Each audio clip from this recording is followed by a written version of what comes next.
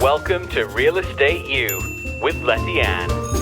Welcome back to Season 2 of our podcast, Real Estate U with Lettiann. And today we have Kolton Gibson with Honey Wagon Septic Service. Welcome, Kolton.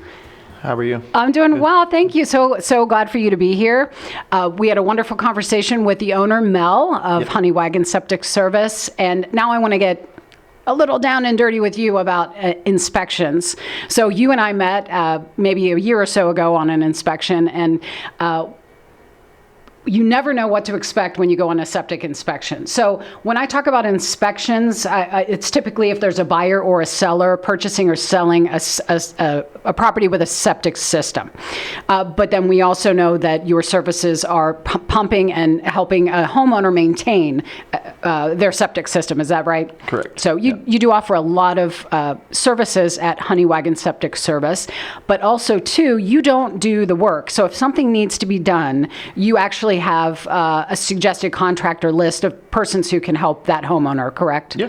Awesome. Yeah. So again, I'm fascinated by the septic and how it works, but I think I'm more fascinated about never knowing what you're going to expect when I'm at a septic inspection. So the one we were at, it's funny, we couldn't find the tank. Well, I couldn't because I'm not septic savvy, but you guys were having a hard time finding the tank. So I just followed you around everywhere thinking like, oh, this is like private investigator work. Where's the tank?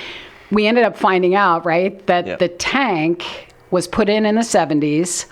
But then a few years after that, the homeowner had put in a pool, in-ground gunite pool with a pool deck. And then we found out that the tank was actually under the housing, it was crazy. Yep. It was absolutely crazy. So we're like, okay, we're not going to be able to inspect this today. We all left thinking, oh my word, we're going to have to rip out the pool deck. That didn't happen. What happened was you guys are so savvy that the little butt of the tank that was sticking out past the pool housing, you're like, all we'll do, we'll go back in there. We'll have somebody cut a hole. We won't go to the lid because we can't get to it. Yep. And we'll cut. I mean, it was just genius. Like you just cut a hole in the tank and then you ended up pumping it. And I couldn't believe, because decades had gone by and there were no records of this tank being pumped. Yep. And there was one tiny little hole.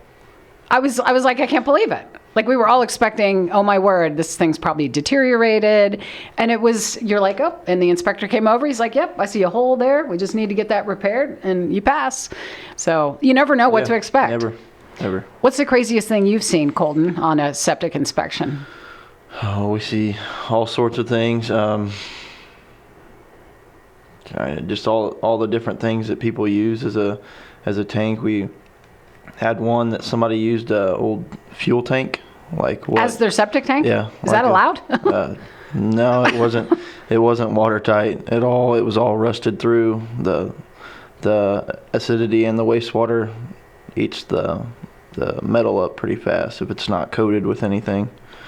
So what would prompt someone to say, hey, we've got a tank out back, let's throw it in the ground and use it as a septic system? I mean, would that be really old school, like decades old? Probably. Okay. You're not going to typically see something like that in the middle of a neighborhood. Mm-hmm. That's something where you'd see in a house that was, on a big farm property or something where they just wanted to do it themselves and save the money. Make do. Yeah, make do. And a lot of times that works for years and years, but it's not code and it's usually probably not very safe. So they'll probably have an issue when they go to sell the property because it'll be inspected and then there's a whole... Yeah. So when someone installs a system, isn't it required that a licensed inspector or they pull a permit and then they get everything done correctly, but still that is required. Yes. But still people go on their own accord and just try to... Yeah, and probably not so much anymore. Mm-hmm. I mean, I'm sure there's people out there there's always going to be that, but, more or less a lot of these things were done before there was a code. I see. So, they just did what they thought would work, and sometimes it does and sometimes it doesn't. Would you agree that often when people, their intentions are to save money, get by, it's ultimately going to cost them double or triple Because inevitably we're selling Yeah. people sell properties unless it's passed down from generation to generation. But then they're just passing that problem on. Yeah. Somebody's going to pay for it. Somebody's going to pay for it, right? For sure. So I have a question. Yeah. Lagoon, and are these all of the system types? A lagoon system, a mound system, and a tank. But do a lagoon and a mound system, which are two different types of systems, do they both require a tank?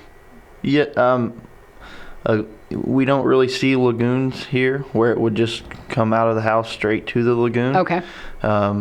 What we see in this area is more of an evaporation pond, which your waste would come out of your house into a septic tank, and then it separates out, and only the clean water would go to your lagoon. Okay. And then with the wind and the sun and everything, lets that water evaporate. I see. And So is a lagoon and an evaporation pond two different things? yeah, they're designed the same. Okay. But an evaporation pond is a lot cleaner. It's going to get rid of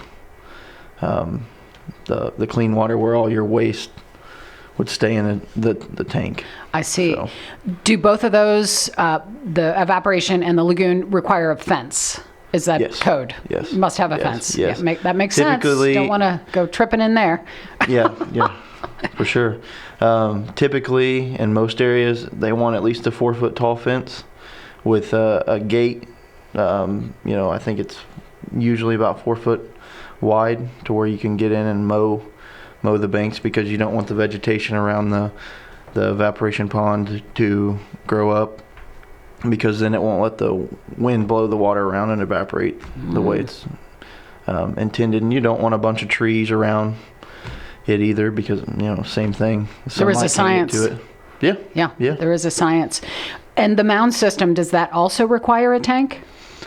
Yes. Okay. So on a mound system, it would go from your house, flow out to a septic tank, and typically at that point the clean water would, gravities from the house to that septic, and then gravities from that septic to a pump tank, another septic tank basically. Oh. But what's in that second tank is just a pump and the clean water. And so then once the water level reaches a certain point, the float kicks the pump on and it pushes it to the mound system. If someone's installing a system, how do you decide, or who decides this is going to be a lagoon, or we're going to need to go mound system on this one? Or when are those required? Because really most homes, maybe it's acreage, is what I'm guessing, but most residents with septic tanks on a septic system only have the tank. So what would prompt someone to have a mound system or a lagoon? Like in Johnson County, it would be the county inspectors. They would, like if you're building a new home, you're going to have your tank for sure, because that's going to catch all your solids. But as far as laterals, whether it be a pipe and gravel lateral field or a mound system or a lagoon, it kind of depends on what your soil will do. They'll have a percolation test. Whatever installer you pick would come out with their equipment and dig. The inspector's going to pick a couple spots where they could potentially put a lateral field on the property, and once they dig the holes, they're going to take their samples and take them back and see what the dirt will actually do, and then go from there. So it's all based on the soil. Yeah. And its absorption rate, I'm Yeah. guessing. Yeah. So if it's poor soil, poor absorption, another system might be required. You're probably going to have a mound there, or you don't see many mounds on the Kansas side. Missouri side, or Kansas side, you'll see the mounds more. Missouri side, you'll see more lagoons or evaporation Why ponds. is that? Not really sure I think the county just likes the lagoons. It's whoever's over here. dictating the install. On the Missouri side, there's a lot more property where they can kind of run the lagoon back where nobody really sees it. Gotcha. you know, and ultimately that's going to give you less problems, probably, other than you have to look at that. But So the mound, you think, is less problems, and then don't they typically have vents coming out of the mound? yeah, they have little valve boxes where Okay. you can kick the pump on and blow them out if they've got any junk build up in them, and that's typically part of a maintenance contract. There are some companies that do maintenance on them, clean the pumps, you know, check and make sure the mounds are blown out and clean and working properly. So, Is there a certain number of acreage or acres required? What's the acres to, this is just a rumor I've heard, something about the number of acres and the type of septic system. Is there anything valid with regard to that? not really. It's really just what they can get in on that site. Okay. I mean, if you have 3 acres, you probably have a lot more options, where if, you know, you literally have a little piece of property with your house on it and not much yard, you got to put in what you can. So the acreage, the number of acres doesn't matter. Not typically. I mean, you have more options once you have more acres. That's great. So we are live on Facebook, and my producer's telling me we have a question. Yeah, the question is, what's your favorite part of the job when dealing with septic tanks and services? What's your favorite part of the job? I'm just reiterating, when dealing with septic tanks and services. Yeah, I mean, What do you like the most? I like dealing with the people. I like educating people about what we do, and usually when you go to somebody's house, it's unfortunately a lot of times they're having an issue. So I like resolving that, or, you know, helping, you know, at least getting them started on fixing their issue. Kind of just letting them know what I see, and I try to do a little troubleshooting myself just to kind of ease their mind a little bit.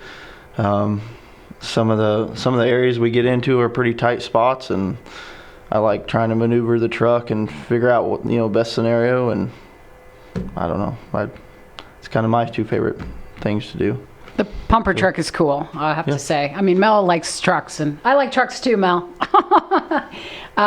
And then, I mean, there's so much to know about septic, and again, I find it fascinating. We just have a couple of minutes left, so I just want to reiterate that Honey Wagon Septic Service services both Kansas and Missouri. So whether you're interested in maintaining your septic system, or whether you're building new construction and need some advice on what type of system is going to work best for you, please call Honey Wagon Septic Service. We have their information here on the screen, and I'm sure you'll see Kolton on the job and talk to the fine folks in the office at Honey Wagon Septic Service. So thank you so much for being here today, Kolton. Look forward to seeing you on a job soon. Yep, Yeah, for sure. awesome. Thank you very much. You bet.